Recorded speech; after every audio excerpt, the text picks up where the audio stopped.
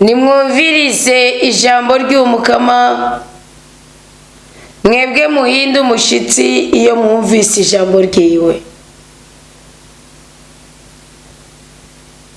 Bene wanyu babanka kandi bakabakumira kubera izina ryanje bavuze bati umukama nani nazwe kugira ngo twirabira akanyamuneza kanyu, ariko bo bazomaramara.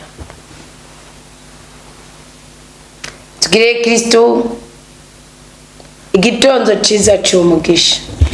Inema y'Imana ibe mu mitima yacu igwiriye rwose, urukundo rw'Imana rudusage, turi mu mutwenzi, turi mu muturuturu, turi mwizamu rya mbere ryo kwakira isezerano rishasha. Umunsi tugeze ko n'umunsi w'146. Ubundi uyu munsi n'umunsi wo kubaka ubuhamya ku buzima bwawe. Mukunde mu gusenga, mureke gusenga nk'abafarisayo. Nuko ari zamu ryo gusenga ngo bigizwe no kubika umutwe, ngo bigizwe no gukubita umenyetso bw'umusaraba, jonzi kubikora neza gose, ngo bigizwe ngo no kuririmba. Oya, nimwemera muyoborwe na mutima w'Imana. Kanguka ko warinze ubyuka, reka gusinzira. Ko warinze ubyuka, reka kayaga kazanywe na mutima w'Imana gasesekare kuri wewe. Iri zamu ryo hagati ya saa 6 z'ijoro na saa 9 z'ijoro ni zamu ridasanzwe ku buzima bwacu, kuko ni zamu ryo kwirukana icitwa umuvumo ku buzima bwawe. Ni zamu rikugururira mu izamu ryo guhindurirwa izina. Iri zamu riherwa mu isezerano ku buryo bw'uko ushobora kuba wari ufise agahinda mu mutima wawe, umubabaro mu buzima bwawe, Imana ikaza ati mwana wanje nshize kwigufuri. Iri ni zamu rishobora kuza, iri zamu ryigeze kuza kuri afise imyaka 16. Kura muzasome izamu 45. Afise imyaka 16, atazi ibere rya nyina, atazi ibibero bya nyina, atazi sekuru wariwe, ku by'ukuri se yarazi ntiyariwe, ariko akina urukino n'abandi bana. Kuro ahagararira ukuro, ahagarariye ukuri. Abantu bose barabimenya, n'isi yose iramenya ko natwe niyo twahereye kubimenya ko Kuro yari yaratowe n'Imana, asegwa n'Imana. Iri ni zamu rishobora kugukura kwigisotogoro ibyo wabuze mu myaka 20 ukabironka mu mwaka ku mwaka wa 20. Yo wabuze mu myaka 42 ngiyo mfite mu minota 5 Imana ikabikuronsa. Imana tujya gusenga bakunzi ba Kristo, ni Imana ishobora kwakira amagufa yawe yamaze kuja kwibinure. Ni Imana ishoboye kwinjira mu bwonko bwawe, ifise imbugita yo mu mwuka, ikabaga ikongera ikabaga, atamugwaza, ata anesthesia, atanikintu nake, kuko anesthesia dufite akwiriye ni mutima w'Imana. Muhumure nono, turi kwinjira no mu ndwi shasha. Umugisha w'indwi shasha Imana uduhe mu izina rya Yesu Kristo. Ariko uronkande ni usenga mukuri no mu mutima, ko n'Imana n'ukuri kandi n'umutima. Iyo usenga mukuri no mu mutima, ugira ivuka rishasha ry'umutima wawe. Wa mutima ukomeretse, wa mutima ukomanaye, wa mutima unaniwe, Imana ikagukorako, ikaguha umutima woroshe, ikaguha umutima urimo amahoro, ikaguha umutima urimo ibyishimo.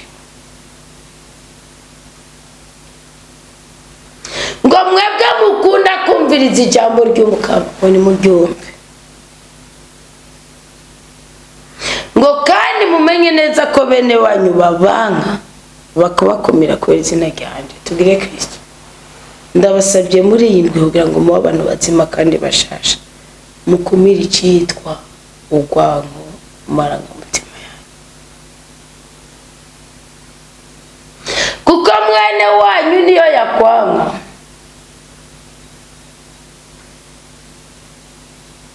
Akakwanga shingiye kukuri kwicukora. uzomutererane ubwo bugome bwiwe. Mwene wanyu nagukumira kubera ko uharanira amahoro, uzomutega imishi. Ngo baravuga ngo reka ubundi nazo bw'Imana buganze kugira ngo twirabire ingene batabara.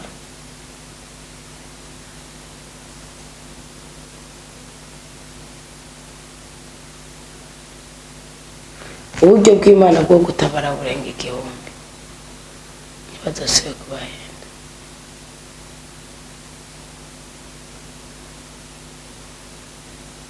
Burenga igihumbi.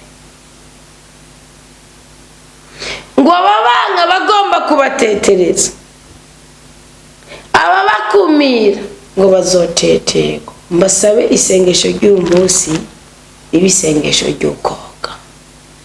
Douche. Douche. Douche. Douche.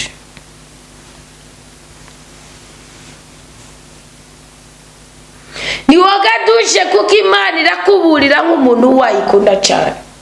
Imana irakuburira nk'umwana wayifise ku mutima. Mvingene Dawudi yigeze kuvuga. Ni Dawudi cyane yasafu. Yasafu.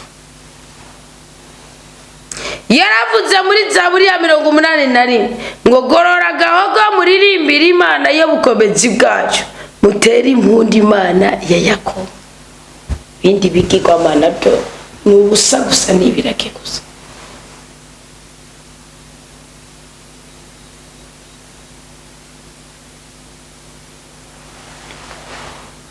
Gorora gahogo uririmbira Imana. Ngutera impundu mu kuririmba ururirimbo bwirwa kukavuza n'ingoma kandi nangi hambaye yongeye himbaye bene umuduri bisamirijwe ku bwa rudasonga. Vuza insamba. Nutangura kugira igishimo mu mutima wawe, nutangura kuvugiriza inzamba Imana, nutangura kuvugiriza impundu Imana, nutangura kuganira mu kuri no mutima n'Imana, umva ndakwibwira utuntu tuza. Icambere uzoca utangura kumva inzuko imvugo utaruzi. Ibi nibyo tuje kwakira muri uwo mutwenzi. Ngo niho numva imvugo narinzi, nararemuruye igitugu cy'umuzigo. Iminwe yiwe iraruhuka ikivumvu.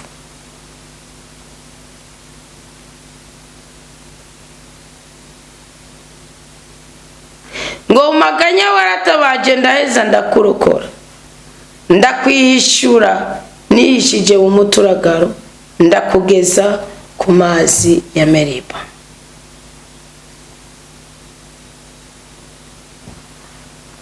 Imana iravuga ngo niwumvirize mwana wanje ndakuburire ngo sicyo mukanyumviriza. Ba Kristo bakundwa b'Umukama. Imana irakora kandi igomba kugupima.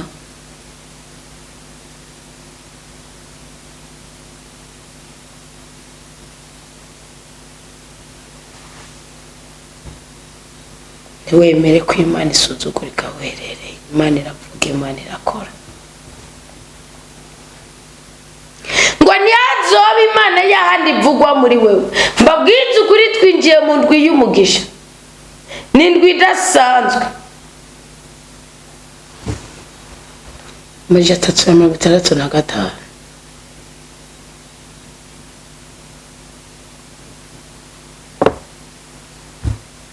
imisi Imana yaduhaye mu mwaka wa 2025. Tugeze ku munsi w'146. Tuwutanguranye n'indwi ya mbere. Tuwutanguranye n'ubuhamya. Nimbi indwi yitanguranye n'umutima usimba, banza wivuza uragwaye. Nimuvise umutima uhindanijwe n'amakuba, banza wivuza uragwaye. Wino nitwaratswe mutima wuko. Wirukana icyaha kuko biriravuga ngo ntihazoba Imana yahandi ivugwa mu mutima wawe cyangwa ivugwa muri wewe. Tuzokubita inkoro hasi imbere y'Imana y'inyamahanga. Ni jewe Umukama Imana yawe nagukuye mu gihugu cya Misiri. wasamika umunwa cyane nzowuzuza. Haleluya.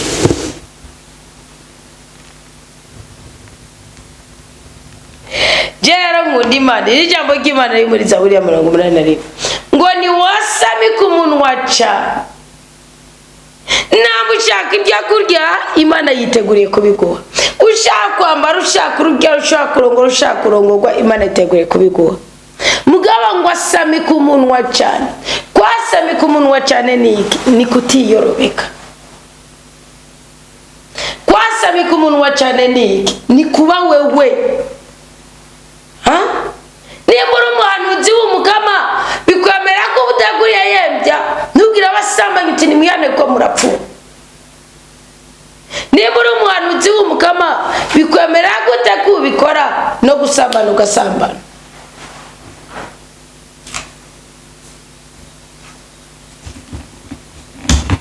Nimba uri umuhanuzi w'umukama birakwemerera gute ko wiyorobeka ukajyajyanya mugenza we ukajyagumba abana bawe ukabarenza ko bandi bagabo. Reka nkwibarize tubone gusenga. Iyi ni ndwi y'imigisha, iyi ni ndwi y'imihezagiro, iyi ni ndwi y'ubumana, iyi ni ndwi y'ubutabazi. Nutagira isama muri ndwi ntuzovuge ngo Antani yasenze. Nutagira umugisha muri iyi ndwi gira ikintu gikwabura. Inyatsi zari yaritse mu buzima bwawe. Zinabinyeganye zinindwi kunyeganye zibyanyeganye cy'amarangamutima yacu inshuti zacu. Ese mbibabwiye mu izamu rya mbere ryo gurindwi ya mbere ngo asamika umunwa cyane nzowuzuza. Ngo ariko igihugu cyanjye nicigera cyumviriza ijwi ryanjye ngo niho.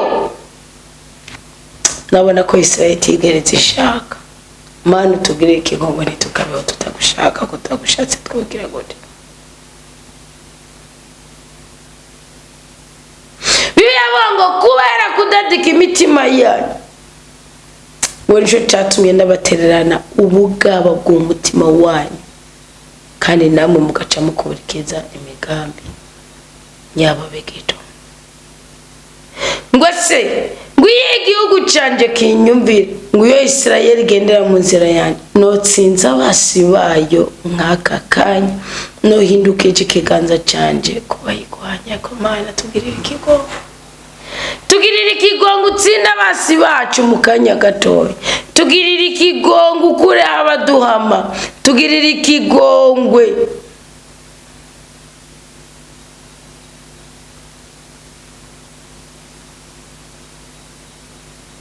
Tugirira ikigongo ukure ibidutsitaza. Tugirira ikigongo ukure ibiturusha. Tugirira ikigongo.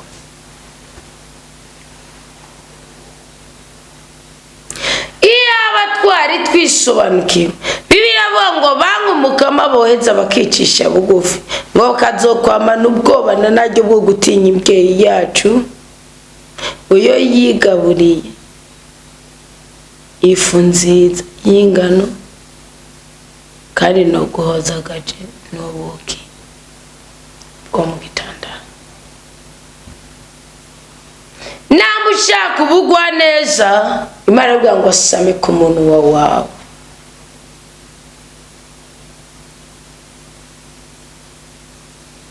Samika umunwa wawe wasamike hose.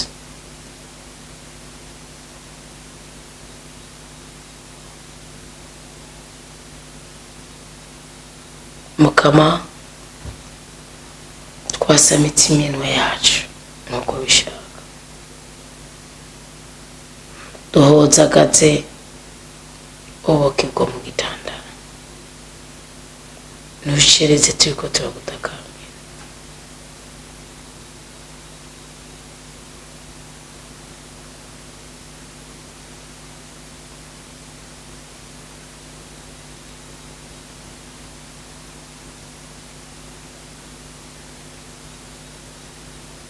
Tugire ikigongo tunezereze ubwoko bwawe. Ni wowe musukira urubanza abacamanza. Ni wowe musa mwami w'abantu. Ni wowe musa mutware w'abatware. niwe musa mucamanza kizigenza. Tugirire ikigongwe muri uyu muturuturu ubwoko bwawe turenganure. Tugirire ikigongwe dutera iteka.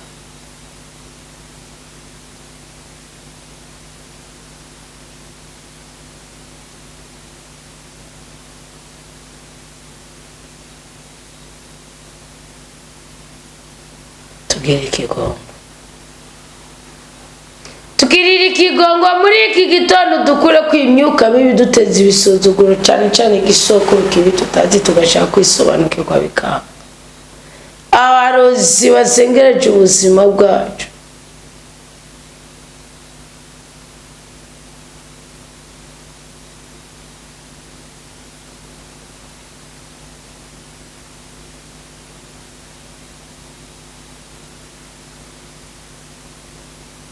Tugirire ikigongwe kuko niwe ufise ikigongwe dukeneye. Wigaze kugirira ikigongwe Hezekiya asubitswe ubuzima. Tugirire ikigongwe natwe dusubizwe ubuzima.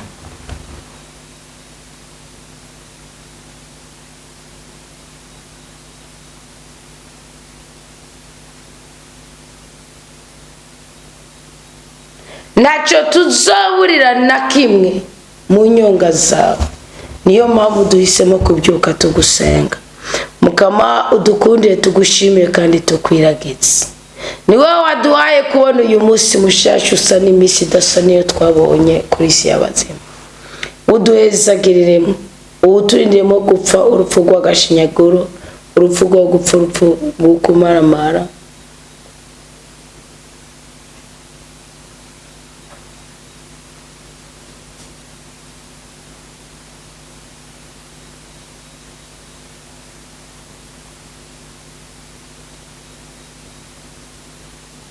Utugirire ikigongwe kubw'ibicumuro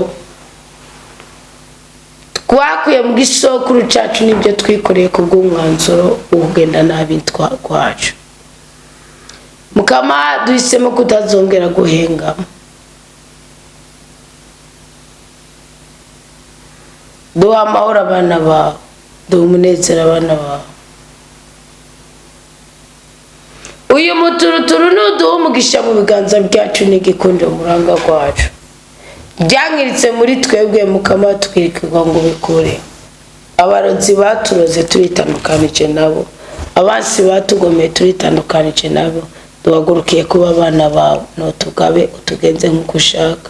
Turinde kubabara kandi twagura imbibe muri byose na hose. Duhe umutima wawe mweranda twuzuze n'isezerano rishasha.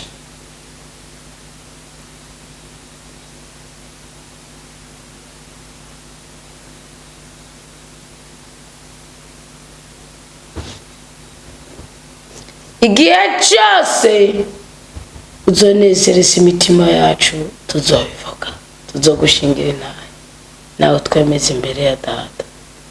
Duhe umutima w'umwanda tuyobora.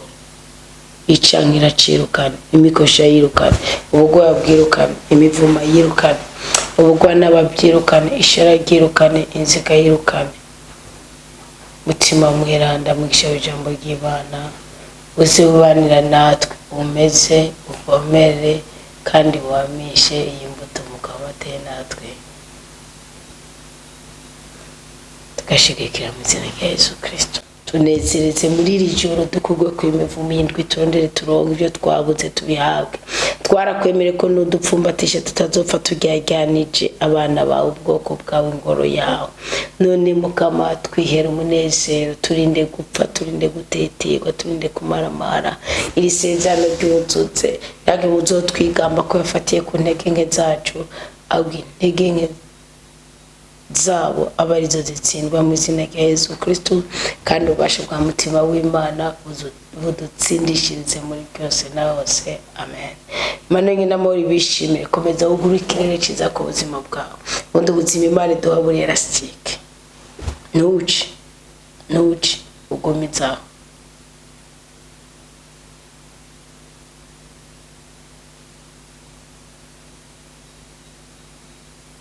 Nitumara kusura kuryama uratweza, uratubohora, uratunezereza, uraduteturura, uraturinda. duhabwe umugisha ubwoko bw'Imana kandi inema y'Imana ibe muri twe wigwiriye rwose mu izina rya Yesu Kristo duhabwe kunesha. Turase muri uyu muturuturu, turase kuri uyu munsi guhamba bacu giturumbuka, utahabuka tugataha bunyama, guturuka buka tugataha bunyama. Turase kubyuka dukomeye tugakoreza tugwaye.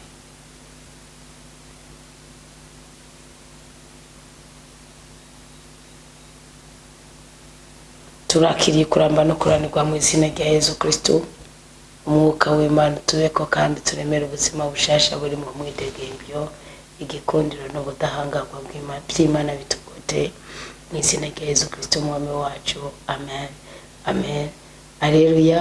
Imana nyina amahoro ibishimire, ibaho umutwenzi mwiza, ibaho umuturuturu mwiza, ibaho ibihe byiza, umwirirwa abadandazo mwese mwese mu cyubahiro ciwe, agira umugisha mu izina rya Yesu Kristo. Amina.